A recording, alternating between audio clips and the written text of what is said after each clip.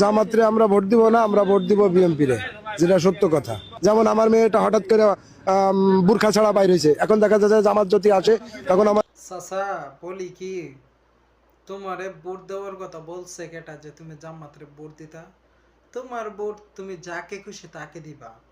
আর তোমার মেয়ে বোরকা পইরা বাইরেইব নাকি বোরকা ছাড়া উলঙ্গ অবস্থা বাইরেইব, ওইটা তোমার মেয়ের বিষয়। আর তোমার তোমার বিষয়, এটা তোমাদের একান্ত ব্যক্তিগত বিষয়। তবে ওই যে রাস্তাঘাটে যখন তোমার মেয়ে যখন দর্শন হয়ে বাড়িতে ফিরবো না, তখন যাইও বিচার চাওয়ার জন্য, বুঝছো? প্রশাসনের কাছে যাইও।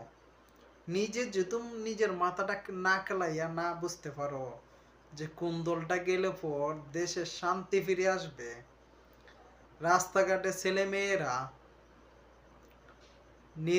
নীরব অবস্থায় ফিরতে পারবে, নিজে যদি এটা না বুঝো তাহলে বুঝবে এটা? তো যাই হোক, ওইটা আপনার একান্ত ব্যক্তিগত বিষয়। যখন পকিং খাইয়া ঘরে ফিরে আসবে তখন বুঝতে পারবা।